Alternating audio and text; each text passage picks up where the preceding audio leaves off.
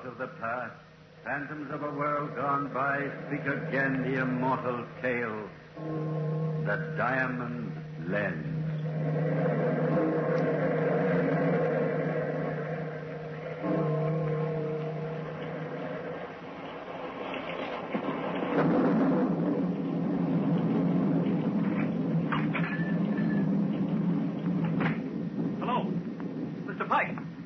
Are you in? Good morning, sir. Good morning. Good morning. You are Mr. Pike, aren't you? I am, sir. But I don't believe I remember your name. So many doctors and professors come to me. Naturally, you don't know me, Mr. Pike. This is the first time I've even been in here. My first day in New York, as a matter of fact. My name's Lindley. Alan Lindley. I'm pleased to meet you, Mr. Lindley. And what can I do for you this nasty morning? Are you in the biological line, botanical, zoological, medicine? All and none.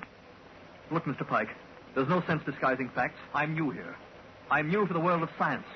But you'll hear about me before long. I'm sure we will, sir. I've come to New York to do something no man has yet done. And that is? I've come to revolutionize the science of the microscope. Indeed, sir. You've bitten off a tremendous job for yourself. May I ask if you've had any previous training in the technique of the microscope? Training? No, but who needs it? Who wants it? I've something more. Something none of your dry-as-dust professors and routine-ridden doctors have. Love, devotion, passion. Science does not lend itself easily to the emotions, Mr. Lindley. It does to mine.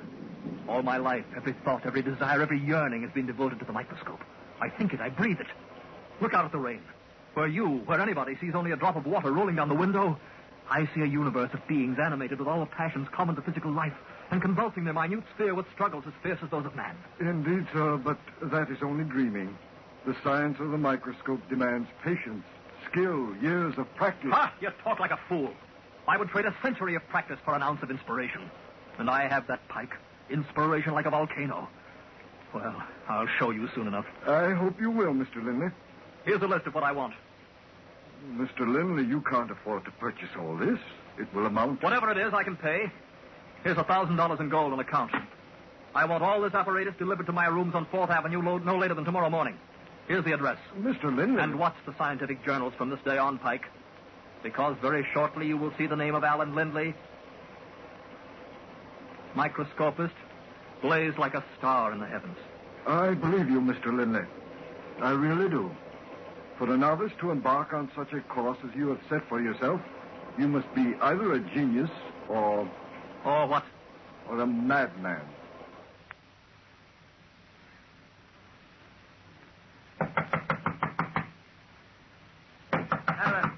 Alan! Perhaps Alan isn't home. Alan! Lindley. Oh, nonsense, Cora, nonsense. The landlady said he hasn't left his rooms in 6 months. Alan, you scoundrel. A moment. Who? Dad. Cora, Looks guilty, eh, Cora? Like a thief caught in the act. Now, Mr. Lindley, you promised you wouldn't bully Alan. Hello, Alan, darling. Well, aren't you going to ask us in? Of course. Come in, both of you. I'm afraid the place is a bit of a mess just now. I'll try to find chairs. Mess. Looks like a confounded junk shop. What's all this glass and metal and apparatus? Well, I suppose it's an amateur laboratory, so to speak. I'm trying hard to turn myself into a professional microscopist. Professional piddle. Now, look here, son. I'm not going to mince words. Now, Mr. Lindley. Don't know me, Cora. You may be in love with this scoundrel, but I'm his father, and I've plenty to say. What is it, Dad? What's the matter? The matter is 6 months and $6,000. For 6 months, we haven't heard from you. Not a letter. Not a message. For 6 months, you've been buried in this blasted city. Dead, for all we might have known. And the only word from you was a draft on my bank for $6,000. That's how we found your address, Alan. This confounded nonsense has got to stop. It's not nonsense, Dad, and it's only begun. Blast your infernal impudence. You promised me a year in New York. A year of independence to follow my own career. You said it was a fair gamble. Either I'd find myself or get it out of my system. Find yourself, yes, but not squander yourself. Not spend a fortune and live in a filthy pigsty like a dealer in bottles and old glass. This junk here... Don't touch it! Don't touch it! Touch it! I wouldn't soil my fingers. Now listen, Alan. The bargain's ended. Cancelled. Finished. You're to come home at once. I will not. You'll do as you're told. For 1 year, I'll do as I please. Not without an allowance, you won't. And I mean that, sir. Not another penny for this foolishness. Not another penny until you come home, marry Cora, and get to work. It's home or starve. All right. Now get out of here. I ought to break my cane over your backside. Get out! Alan! Mr. Lindley, please. Cora, Will you wait for me downstairs, Mr. Lindley? I'd like to speak to Alan alone. You're wasting your time, Cora. He needs to be convinced with a stick. Please, Mr. Lindley. Oh, very well, very well. Tell the ruffian who poses as my son that I stick to my decision. He's to come home or stop. I'm sorry, Alan, dear. Darling Cora, I haven't even had a chance to say hello, really. Well, there's no one stopping you now, Alan. Oh, darling, how I've missed you. I know. Only something terribly important could keep you away from me so long. Then you do understand. A little. Enough. It's so big for me. I reached a blind alley, a blank wall. All this equipment that cost a fortune, it's imperfect, inadequate. But Alan... Night after night, I dream of the perfect microscope. A dream instrument of immeasurable power that will pierce the envelope of matter down to the original atom. But, darling, that's impossible. Don't you see? I can't give up until I found that microscope. You do understand, Cora? Yes, darling. I understand, and you're right. You must stay here. Bless you. I'll see what I can do with your father. I only hope I can pacify him a little. Thank you, darling. And while you're struggling with your problem, don't forget that it's mine, too. Even if I don't understand all your complicated science. Goodbye, Alan. Goodbye. You are fortunate, Effendi. She is a beautiful woman. What? It's too bad she departs in tears. Who the devil are you and what do you want? Forgive me, Effendi, but my room is next to yours. I could not help overhearing. My name is Simon Belafri. I am a very small person of no consequence. A dealer in trifles. A buyer and seller of insignificance. Yes, well, I've worked to do. One moment, Mr. Lindley. Pardon if I presume, but I could not help hearing you speak of problems. Perfect microscope lens? What about it? I understand you are baffled in search for this marvel of science. Effendi, has it never occurred to you that two heads are better than one? Meaning yourself? Nonsense. But no, I speak of Madame Vulpes. Who? Madame Vulpes. Most famous medium in city. Most powerful in world. A medium? Yes, great medium. By heavens, what a woman. I go to her many times. This woman speaks to me of things I do not dare to speak of, even to myself. Always she knows all. For through her mouth speaks the wisdom of the ages. Perhaps to you, the voice of a scientist long dead will speak, bringing advice you need, eh? By heaven, why not? What have I to lose? Come, Belafris, take me to your medium. She may find me the perfect microscope. You come for a communication, Mr. Lindley? Yes, Madame Vulpes. I bring him quick. I have told him about you. Quiet, Simon. This time the matter does not concern you. Mr. Lindley, you wish to communicate with any particular spirit? Yes. Have you ever known this spirit on Earth? No, never. He died long before I was born. I wish merely to obtain from him some information which he ought to be able to give better than any other. Seat yourself at the table, Mr. Lindley, and place your hand on it. Simon will do likewise, unless you prefer him to leave. I have nothing to conceal. He may stay. That is good. Quietly. 1,000 thanks for your trust, Effendi. I repay you now, since I know how to question spirits when they speak through medium's mouth. Simone. She's moaning. Ah, they are strong tonight. Already she is entranced, and they clamor at her mouth. What's that rapping? The spirits call us to attention. I would speak to them. Will this spirit communicate with this gentleman? Will the particular spirit he desires to speak with communicate? Attention, Lindley. The spirit you want is about to speak through her. But she doesn't know who I want. Neither do you. I haven't mentioned his name. You have thought it. That is enough for remarkable Madame Vulpes. Listen. I am here. Question me. Speak, Lindley. It is your spirit. Who are you? He whom you desire. Anton Leeuwenhoek. Great Scott! This is incredible. The very man I thought of. Who is spirit with strange name? Anton Leeuwenhoek, the original discoverer of the microscope. He died centuries ago. Speak to him, Linley. Quick, before he goes. Do you know what I want, Master? Yes, Can the perfect microscope be created? yes, Am I destined to accomplish this task? you are. For the love you bear to science, help me. How shall I proceed? You must use a lens submitted to electromagnetic currents of 1,000 volts and constantly bathed in the magnetic field. Of what shall the lens be formed? For the perfect microscope, you will need a lens formed of a 140-carat diamond. Simone, what is it? Monsters! Robbers, please! What ails you, man? Let me out of here! I do not remain another instant. In heaven's name, Simone.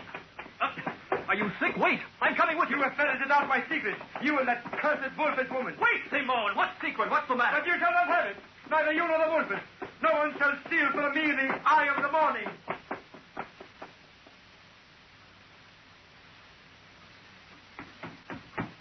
Simone, stop, you idiot. Get away. Why have you followed me home? I live here, too, you fool. Stop yelling. You'll wake the house. Get out of here. Don't be an ass. Here, come into my room a minute and cool off.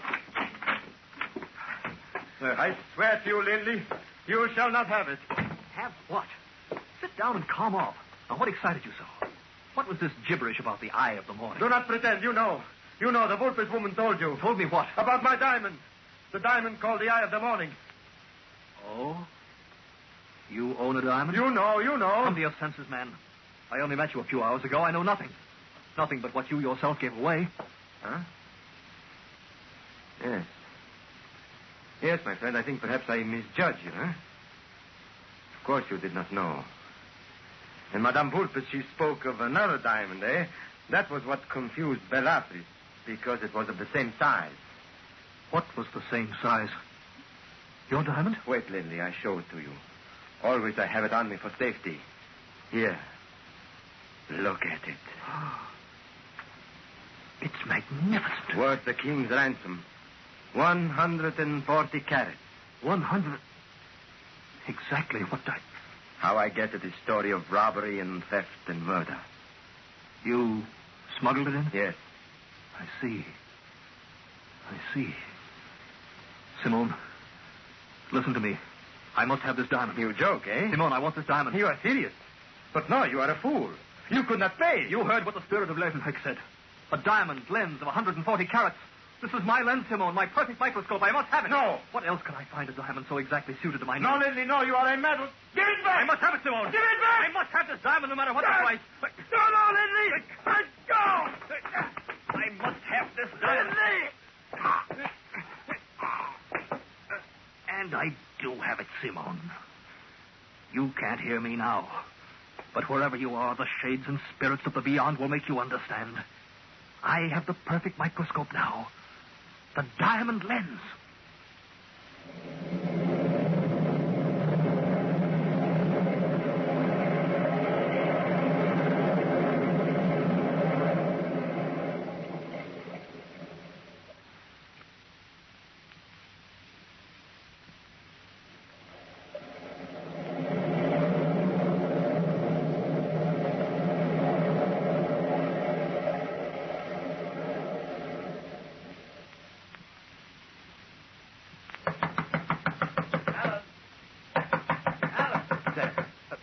Just a minute. Oh, my boy, are you all right? Oh, Dad, come in. Of course I'm all right. Why shouldn't I be? Shouldn't you? Great Scott, Allen. Are you so lost in your scientific nonsense you don't know what's happening around you? Here, read this paper. Huh? Oh. Murder in 4th Avenue rooming house. Last week, Simone Bellatrix found strangled in bedroom. Oh, that. Just a Persian peddler killed. My word, Allen. I don't see how you can be so cold-blooded. As soon as we saw this in our local paper, Cora and I rushed to New York. Cora? Here? Yes, she's waiting in the hotel. We had to come when we saw your name as one of the neighbors of the murdered man. Wait, Dad. Before you say anything else, now listen to me. I've done what I set out to do. And in less than a year, I've done something that no man in the world could do. I've created the perfect microscope, built a lens that can pierce all matter down to the ultimate atom. You're talking like a madman again. This happens to be the greatest moment of my life, Dad. My microscope is mounted and ready for use. This will be my first sight into the unknown. Alan, you're so flushed and perspiring. Your hands are shaking so. Watch. First the dynamo. Yes. Then, on the slide, a drop of water. So tiny, so clear. Seemingly so empty. Alan, you must come away. It's this confounded electrical mess surrounding your microscope that's burning you up. Careful. Don't touch anything. There's 1,000 volts of death lying in wait for the unwary. Good heavens. What have you been doing? Preparing for this superb moment. My first glimpse into the void of atomic space. For the first time in history, a human eye peers into the unknown and sees... Father. My boy. This is incredible, unbelievable. Oh, you're real, Alan. No. Only overwhelmed. Father, this miraculous lens penetrates into a tiny world, more perfect, more beautiful, far lovelier than any man has dreamed. Oh, you only imagine you see it. Such things do not exist. I tell you, I do see it, and... No, this is too much to believe. Oh, my boy, come away from that lens. A human figure. A figure of a woman. Wait. Yes, she floats directly into the lens. The most beautiful, adorable woman I have ever seen. Human and yet too lovely to be human. A graceful, unbelievable animula in the atom. What a perfect name for her. Animula. You're mad. Mad am I? See, she gazes directly up into the lens. Up at me. Now she smiles. She senses I'm watching her. She must. She must know how my heart reaches out to her. Alan. Wait, listen. Do you hear that? The tinkle of infinitesimal bells. The music of delicate dancing prisms. It's her voice, I tell you. The voice of her thoughts for me. Alan, in the name of mercy, I implore you to come away. You're sick. You don't know how you rave. Out of the atom she calls to me. Animula. And my heart calls to her. I've got to get you home at once. Now listen to me, Alan. Perhaps Cora can... Yes, I'll bring Cora. She'll calm you. Now wait, my boy. I'll bring Cora to you. Animula. I love you.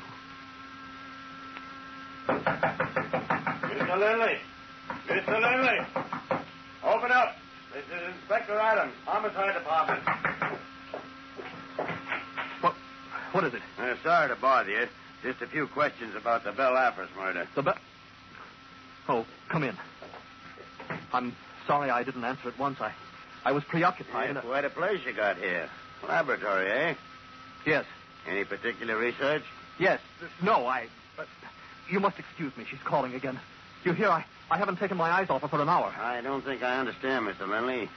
If you mean that tinkling noise, it sounds like a piece of glass to me. No. Animula. It's the sound of her thoughts. Someday I'll let you see her, too, but now she's for my eyes alone. Oh, something under that microscope, eh? Looks like a drop of water. Careful. There's an electrical field around that instrument. You must know how to handle it. She's calling to me again. You must excuse me, Inspector Adams. Mr. Lindley. What? Stop looking into that lens a minute. I want to ask some questions. Yes, I can't give you too much time. My whole life is in this lens. It's about Simon Belle Affris, the Persian. Did you know him? No. Ever see him? No. Ever been in his room? No. Was he ever in yours? No. Well, look, we found him strangled in his room, which is right next to yours. He looked as though he'd been in an awful fight. Did you hear anything that night? No. Too busy with research, eh? That's right. Now, here's the point, Mr. Lindley. Belle Affris was all banged up, but his room wasn't, see? It looks as though he was killed in a fight somewhere else and then carried to his room. Now, did you hear any noise in the halls, like a body being dragged? No, I don't believe I did. Have you got any idea why Belle Affris was murdered? A feud, maybe, or a robbery? Did he own anything worth stealing? I can't say. I don't know. Well, what's the matter, Mr. Lindley? You look like you're ready to faint. It's the bells. You hear them, Inspector? It's an animula. calling me to her. I've got to get back to the microscope. You must excuse me. I hear those bells, too. Say, don't tell me you think that sound comes out of the microscope. But it does, I tell you. Out of the atoms of that tiny drop of water. The voice of my beloved calling to me, reaching toward me from the atomic void. It is the voice of her thoughts yearning toward me. She knows I watch her. She knows I love her. Alan, darling. Oh, you see, what's Cora? the matter? You see? Mad. Raving mad. Alan, darling, what's wrong? I'm Inspector Adams, folks. Believe me, this man's mad. No, I can't believe that. Please sit down here, Alan, dear. Good heavens, how you're trembling. Please don't touch me, Cora. Alan. Take your hands off me. You see, Cora? Alan, darling, your father was right. You are delirious. No, Cora. I'm in love. Of course, dear. It's that new microscope. He saw something. Do you hear that? Listen, all of you. Now, wait a minute. What new microscope? I don't know. He said... Oh, I'll tell you. If it'll make you believe my sanity. Old Leeuwenhoek told me how to make it. A lens in a magnetic field, long axis, a diamond lens of 140 carats. A diamond lens? Mr. Lindley, we've got to get Alan home at once. Alan, for my sake, you've got to come with us. No. Please, darling. Listen. You said you loved me once. I never asked anything for our love. Now I do. Please come with us. I don't love you now, Cora. I'm sorry. But why? Why? I love Animula. A thing in the microscope. A dream in a drop of water. A dream and... I don't understand. But I don't care. Love anybody you please, Alan. Anybody, anywhere. And I won't care because I love you and anything that's yours. Only now you must come away. No. Now get out, all of you. You hear? She's calling again. I've got to get back to her. Animula. Do you hear? Her voice. It's louder, closer. Great heaven, she's reaching out to me. Across the vast barrier of space, she's coming to me. Animula. Do you hear, do you? Yes, we all hear, Mr. Lindley. And we all see. Look, here in my hand. This is the voice of your Animula. What? No. Good Lord, what's that? Something I found tangled in the window curtain. A pair of Persian ankle bells. Silver bells used for jewelry. Impossible, I won't... They match a pair we found in the torn pocket of Belle Apper's coat. The man who was murdered. By your son, Mr. Lindley. No! Alan. Alan, you didn't know you couldn't Yes, have. he did, all right. And for that diamond lens he was talking about, I bet. We've known for some time that Belle Apper's was smuggling diamonds. You lie. That's not the voice of my Animula. Those bells... You murdered him here, didn't you? For a diamond. In the fight, these bells were probably torn from the Persian's pocket and caught in the curtain. Every time the curtain swayed, you thought you heard this Animula talking. It was her voice. I swear it. I believe it. I heard her. Now, look again, you fool. Look again in that crazy diamond lens and tell me what you see now. Take one long last look before you hang for murder. Monster! You destroy everything. Love, faith, belief. But you won't destroy my belief. I have a way to stop you. Everybody! Look out!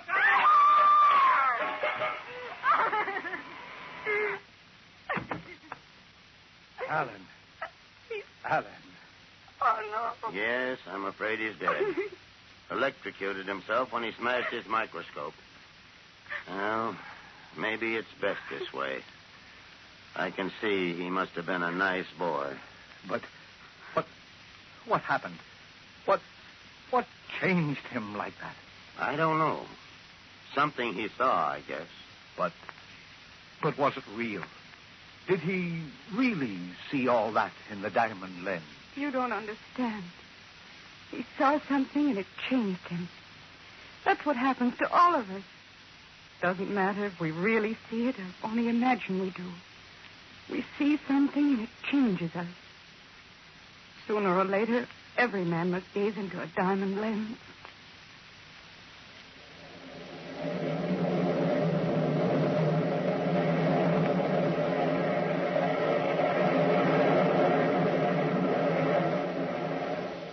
From the time-worn pages of the past, we have brought you the story, The Diamond Lens. Bellkeeper, toll the bell.